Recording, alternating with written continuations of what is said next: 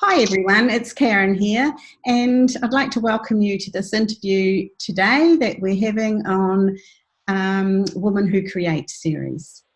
Today we have Phillippa Jacobs from Christchurch, New Zealand joining us, and Phillippa is the founder and CEO of Pinnacle Co.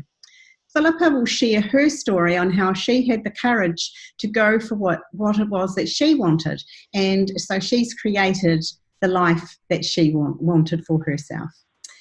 So starting her own business, and now 21 years later, she is still at the helm of her very successful web design and marketing company. So Phillippa, I know many people out there would love to be able to do what you have done and will be very interested in your story, because I admire you and what you have achieved with your business and the many challenges that you have faced, especially 8 years ago after the devastating earthquakes in Christchurch. But you'll be able to tell us a bit more about what you went through with that yourself. But, you know, not only do you have that strength and determination and resilience to lead your team through all these times, your business supports many charities and people in need. You are an entrepreneur, a professional, a very successful business owner, and that would be more than enough for most people. But you are also Area Director of the Zonta New Zealand Board and on the International Z Committee. And you lead many fundraising projects with young girls in the Z Club. So that's absolutely remarkable. And I've heard, in fact, every single Monday for the past 10 years that you have volunteered to help run the Z Club. You know, Zonta is an organisation that's out there that empowers women and young girls. So thank you, Phillippa, for taking time out of your extremely busy day to talk to us today, as you are a great role model to show other women what is just possible for us out there to do. Very much. Nice intro, thank you. So, okay, so we'll start off.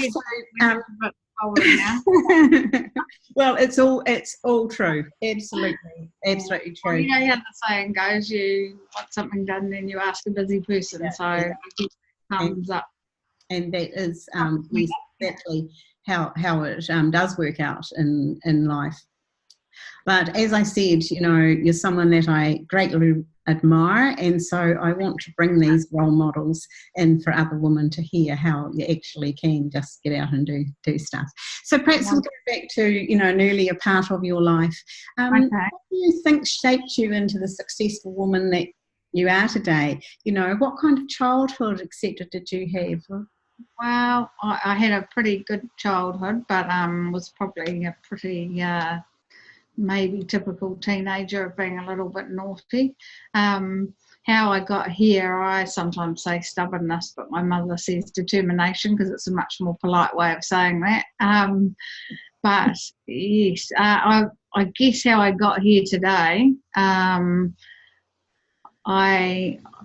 a number of different things, but one of them, how I actually got to have Pinnacle Co being 21 years in business was, the beginning was a really rocky start. I'd got fired so many times for broken legs, glandular fever, you name it, pretty insane. All actually quite illegal because you can't get fired for those sorts of things. And I went door knocking looking for work. So it was pretty a low time in my life, pretty hard. Yeah, probably some of the hardest times, and no self-esteem. So then, but how you get up and keep going, I guess, is how I've kept going today. Is I went door knocking looking for work. I got to door number 101, and I got offered 6 months free rent to start my own business. They weren't looking to hire, of course, because I was just knocking on every advertising company's door. But they certainly had, they could see the potential, I guess, and which is nice because when you're at your lowest low, for somebody to see that you can do something was just wonderful. So, yeah, little did I know how hard it would be. I guess, you know, I think people look at business owners and go, it must be easy. I'm never going to say it's easy. It's different challenges, but definitely I'm thrilled that I am my own business owner, and I'm thrilled that I got given that opportunity. And yeah, it is what it is today. But yeah, it did take probably 3 to 5 years to really get it going. Sorry, you have to ignore the sirens if you can hear them. We are on a busy street here, Fitzgerald Ave in Christchurch. But anyway, so anyway, from starting from scratch, from having absolutely no clients, to well over 1,000 now. I guess we aren't the typical agency. I don't quite know how it's supposed to be because I only do it my way. But in reality, we have I've got wonderful staff, like the nicest staff. They challenge me, I challenge them, which is great. They're very creative, very kind, very loyal, and I guess I like to think that I'm the same. I like to look after them. We have sushi Fridays. Every week we have sushi Friday, whereas I shout them sushi. It's a small team, so I guess we're like a family. We spend more time with each other than we do with other people, so our friends and family. So yeah, you do have to get on well, and yeah, they're super clever. Anyway, what else would you like to know? Well, I think, going back to the beginning where you started, that absolutely does show how I introduced saying how courageous you are, because it's just describe yourself as back then having low self-esteem, but to still be able to make yourself go and keep going and knock on 101 doors. Oh yeah, it was pretty tough. Yeah, that is like huge. I mean, that's a lot of turn downs and rejection. So to be able to keep picking yourself up and go back out again is not an easy thing to do. And and then to be just offered a place to start your own business, and just like that, you start your own business with not having done it before. It's incredibly brave, and as I say, that's why I've chosen you, as you're such an inspirational person to show people just get out there and do it, and you do one step after the other, don't you? And you just do it, yeah. So, I was going to ask you, what have some been the challenges to overcome personally to get to your level of success? But you've told us some of that. But is there anything else that, springs to mind? What kind of sacrifices have you had to make to, get this business going? Yeah, we don't really like to dwell on the earthquakes too much. I guess you've got to be careful that they don't become you rather than you. Yeah. I think we did, I look back at, I should say, but I acknowledge them. I look back and go, I don't know how we did it. I don't know how Christchurch did that. I don't know how we picked ourselves back up. And, one of the big things, apart from the big enormous shakes and the enormous lives that were taken, etc., just that multiples of shaking. Throughout the night, and you're sitting at the traffic lights looking across at the car next to you of a stranger that you don't even know, to go, that was a crap night, and you were all in it together. And I think that probably made us a pretty strong city. We all had to get back up. I had staff that at the time that weren't coping, and but I had to feed them. We had to keep going. We had to get the money, and we had to keep the work coming in. And that's just what life's like. So I can't not acknowledge the fact that the determination and being positive in such a dramatic time. I know we had a couple of clients that left us for whatever reasons, and they came back because of our attitude of how we were positive and how we do put our best foot forward, and we do try and encourage others to do the same. So yeah, I guess definitely having that kind of challenge. Other challenges, I guess, have been little. I've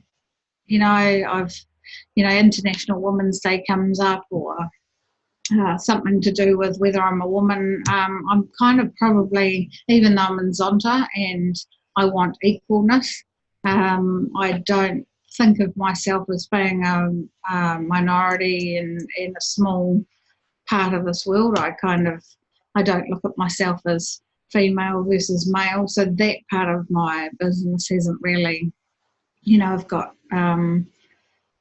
lots of support, whether it's male or female, so that part hasn't really made a difference to me, although in saying that, it's, I guess, powered me to be strong. One of the things that I have a fear of is failure, so I think that drives me to be successful. It keeps me working hard. It certainly is challenging on some days more than others, some weeks, some months more than others, and some years more than others. So it's over 21 years. I absolutely can't say it's smooth sailing. It hasn't got better every year. We've had some hard times, but it's how you bounce back and get on and get out of bed that next day to do the next world and things like that. So definitely I get inspired by so many people like yourself. Absolutely. I do have a lot of business friends, and I think that's been really powerful, because I think being in it together has been a really wonderful thing. Like I run the Business Chicks here in Christchurch, Kiwi Business Chicks, which is supporting business women who are business owners, and you're sometimes a little bit on your own, and it's nice to have a place to belong, even if it is for some having lunch, for others it's a place to cry or to celebrate. Yeah, so in privacy you can vet what's in your head space. Yeah, you get someone to listen to you that understands. Yeah, definitely. And then of course the Zonta part of me, well, I guess that's us giving back to the community. I was a pretty naughty teenager, to be fair. Teenagers.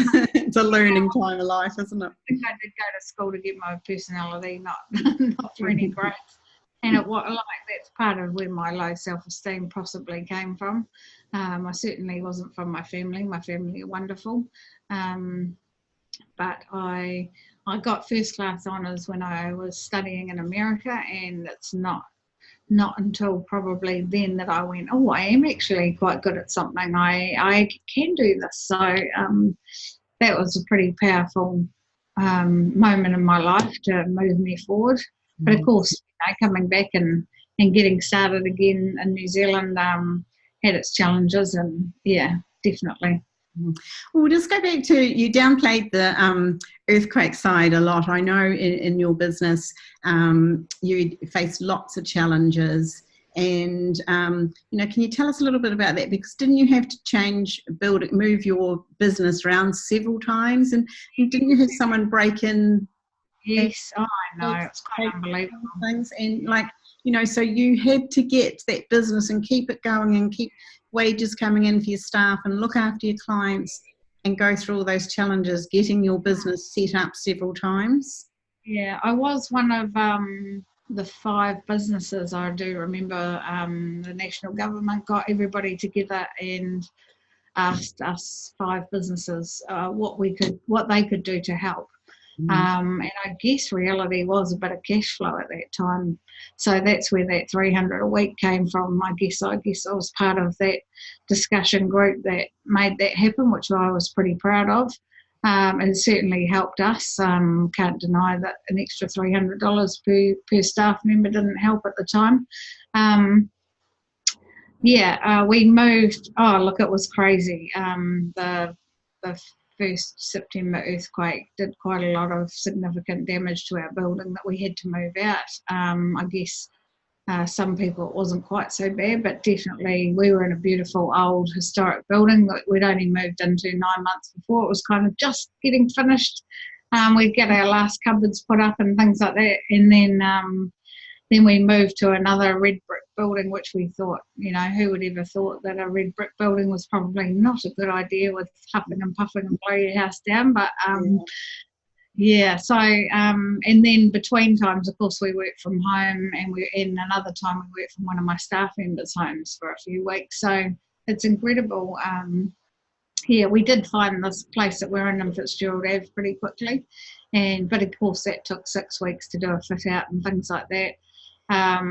My downside of the earthquakes is still to this day, like I guess a lot of many people, I never got my proper payout from my insurance company, and being a small fish in a big ocean, it actually drives me insane probably daily. I think about it, that I'm owed multiple thousand, but it's just too hard to fight. It's more important that I get the next job and the wages paid than chase some big insurance company. And I think for that reason, I one day I need to move on. Yeah. But it just adds so much stress to your day, doesn't it? Trying to cope when you're trying to fight people like that. Yeah, EQC closed my case because I swore at the guy. But after 5 years, or actually it was 7 years, and telling me it was a maintenance problem. Well, of course it's a maintenance problem when you're here 7 years later because you need to do maintenance. Just like a whole lot of big combination. I think those sorts of challenges, when you're running a business, they just absorb you, and it would be wonderful if we didn't have all those other things, or perhaps, if I had a few personal staff. Nobody gets personal staff in this world unless you're a princess, although I am a princess, but to do all those extra jobs, they just consume you. So at some stage of your life, you just have to go, right, that's it, I've just got to get on. I've got to get up. I've got to get going, and it happens even to this day. Sometimes it's quiet, or sometimes you just can't quite move those quotes, can't turn them into that real job, or you've got clients that don't understand what you can actually do if you're allowed to go for gold. That's one of our big things. Our clients that succeed are the ones that let us loose. The ones that let us have fun and actually take the business where we want to take it. Yeah. And that's part of, isn't it? Like, if you could only make them understand, they're taking you on as the expert. So, listen to the expert. It's like, why do you do that? But it's not just that easy, is it? And that's part of challenges of business. You have to deal with so many different personalities and people, and so you've got to understand, don't you have to have that personality that you're prepared to accommodate all those different people you work with every day. But you sound like how do you manage to keep yourself focused and motivated? Is it just that you believe you just got to get up and get on with it? There is I guess I'm proud of what I've done, and I'm quite proud. I'm very proud of the other stuff we do. I have to be really careful we don't spend too much time doing the other stuff that's not perhaps bringing an income, because we do quite a lot of charity work, and it'd be wonderful if if that part of our world was paid, because when you're doing charity work, you're really putting so much passion into what you're doing to make them more money, or to help them get their message out more, or whatever it might be. So I guess, for some reason, I think it's actually should be reversed round. You should actually get paid for charity work because you're doing such good stuff for other people. It's I know we are making a difference. Well, my Mondays that we give up, certainly for 3 terms out of 4 terms a year, the time that's invested with those girls at Avonside Girls is incredible. I know we make a difference, and we don't know until you get a text message a year later, or I had the most wonderful text that said, you probably don't know what a difference you made in our lives. And it's not until you get those messages later that you go, wow, we really are making a big difference for those girls, making them feel powerful and strong. And I guess that's wonderful. And the charities that they help as well, we're teaching them. It's so important, isn't it? They say that that's what helps a young person succeed. Can be just one caring adult in their Yes. life that makes a difference. And I think that's a huge, as you say, getting that text message back is Yes. just such a huge reward to you. Like, it's heart stuff, isn't it? Like, it makes you feel so proud of what you've done, and you've made a difference for this young person. And yeah, and that's the thing, there's such challenges out there for our young people, and they do need people like you, you know. And you have this you're such loving, you have this loving, kind, caring presence, and you know, this contagious vibrancy. So, you know, what enables you to keep giving this high level of energy consistently, you know, when you've got such a busy business to run, and then you can go out there, as you say, every Monday night and spend time with those girls, working and feeding families in need? And I think about that because I really could probably do with 30 hours in the day, so I could stop and have a break. It would be kind of handy, but I'm sure I'd fill it up instead of use it as for me time. Probably more recently I've been more conscious, maybe even the last couple of years, just to sometimes stop for myself. But I think it's the fact that, I am doing so much for other people, and I don't have to. You know, I could be sitting on the couch, I could be just having me time, but I guess, I don't, we've got little Coco, our puppy at work, and, having her, I spend, more time, with my partner and I going for walks with her and things like that, which is wonderful. But apart from that, I get my hobby probably is doing things like Zonta, whereas other people might, do something for themselves, like going to the gym or going, having a tennis hobby or rugby or whatever it might be. I guess my hobby is helping people. I've had people say, what's your hobby? And it must be, because that is what I do with my spare time and what I get passion out of. And I love helping people. So that does come from my family. I've got a very wonderful family. Even though I was a teenager, I probably didn't realise that. But, my family are very caring, back to my grandparents and my great-grandparents. So definitely it's something that's been passed on in the family values. So when I was going a bit off track when I was a teenager, I know that those values were pulling at my heart to come back and be the person that I should be, not in the direction I was going. Yeah. No, values are very important to, it's that direction, that light, that focus to keep you, and they do pull you back into line. So I noticed, you've got many awards on the wall there behind you for your business. So, it shows your success. But so what have you got, some future plans or goals for the business? Is there anything else, or you're happy the direction you're going in at this time? I think we're always, like any good business, we're always looking for the next new thing. We're not a business, I guess, that sits there and is comfortable. We are always looking for our clients of what else we could be offering, and technology. I mean, even though my business is only 21 years, I remember, I think it was only last year, I spoke at at UB School of Design, where I also volunteer. In my spare time, to teach the students just how much technology's changed. And from me learning with a pencil, I'm only 47 years old now, but there weren't computers.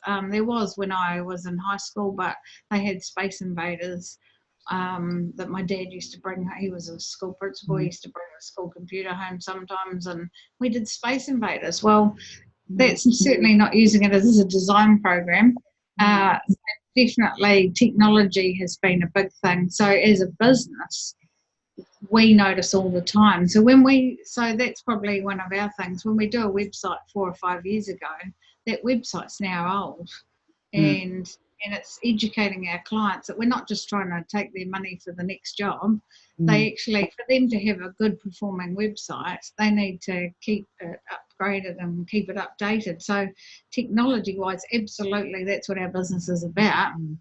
So we have to keep on the edge, you know, for search engine optimization, to get people ranked well, for how's the next best way for someone to promote themselves, and also teach them the things like loyalty programs and how they can thank the people that work with them and how they can retain business. So yeah, we have a bit of a formula and we work to that, and that formula has certainly helped our business. So yes. Yes, over those 21 years, you definitely would have noticed lots of differences with technology. Crazy. Huge. Yeah. So, you know, just to finish on, what advice would you give out to other women that are wanting more from their life? How would they get started on a new path? What's a good way? Have you any suggestions what they should do? I think probably knowing that it's not an overnight success, and that you'll have ups and downs along the way, and especially if you're going to be a business owner by yourself. I don't actually regret being a sole owner, but I think sometimes having a business partner would have its benefits. But then, in saying that, then you can't make the decisions by yourself. So I guess whatever the person is, they need to be able to adapt. They need to be able to adapt to change. They need to be able to play a bit of a waiting game. If everybody could be successful, everyone would do it. So if 95% of businesses fail at 2 years in New Zealand, and don't get past 2 years, then it's a massive thing to be able to keep going. And I remember at the 3rd year in business, my parents were still living in America. We lived over there for a while, got my degree over there. And they flew me over for that 3rd year in my business. They flew my brother and myself over for Christmas. And I remember my father saying, you know, don't be ashamed if you need to go and get a job, because you've done that effort, and if it didn't work, you can be very proud of what you've done, and that would be okay. And I said, well, if I've done those 3 years, I don't have to do them again. Let's just keep going. And but again, it was a time game, and perhaps if I did have dependents, or I didn't have another financial way of, you know, I did have rent free at the beginning, all of those little things where I got helped. You know, I used to drink cask wine. Now I drink whatever bottle of wine I like. So there is a difference. That's good, you've upgraded. But it didn't mean I couldn't go out. But gosh, it was hard at the beginning. You know, you're only earning, well, probably was a couple of $100 a week. That was, I don't know how I did it, but I did it. In fact, I remember an accountant laughing at me once. I soon fired him, but he said, you know, how can you survive on such little money in your first couple of years? And I'm like, well, I have, so leave me alone. And I'm proud of that. So, yeah, definitely, I think it just takes a bit of guts, and if somebody wants to go out and do it, then just, A, know it's a time thing, and B, just stay positive and ride the waves. Yeah, I think that defines who can be successful, isn't it? It's, you've got to, as you say, have that guts. You've got to be able to have that determination, that steeliness to push through those tough times, because that's real life. There's always going to be good times and bad times, and it's been able to have that stickability, isn't it, to get through those tough times. And you've certainly done that and proven your success after 21 years. That's something to be very proud of. It's a long time in business, you know, and as you say, not many people get there. Lots of small businesses don't make it. So you need to reach around and give yourself a big pat on the back. You deserve it. Oh, thank you. On that, you know, I guess that makes me proud that 95% gave it a go as well. You know, maybe that's why our stats are so high in New Zealand, because we have so many people that believe and want to get out there and do it. And maybe if they don't do it in that first 2 years, they've had enough guts to perhaps try it again. So, I mean, I don't know what makes up those stats, but certainly as a Kiwi, maybe we are very proud, and we have got that number 8 why she can do it, mate, attitude to get out there and do it, and yeah, good on those 95 as well, because I know, and we all know, the other 5% of us know how tough it really can be. Yeah. And that's what I say, you're so better to have at least given it a go, had a go, and it didn't work out than not even tried at all, you know. Yeah. To me, it's very sad if you don't even try to push yourself and do something else. So, but anyway. Before you stop that, then I do say to those other people that maybe just not business-wise, but maybe go and do something else for somebody else. There's heaps of things, you know, in my Facebook seminars that I teach, part of the things I'm teach them is to do some community service. So they, as a business or as their personal life, they are doing stuff for other people, because if we can all do that, then it's going to make a difference. That's me. Yeah. I mean, that's what I say. And yes, we can't help everybody, but if each of us help somebody, look at the difference that we can make. Many hands make light work. Exactly. Yeah.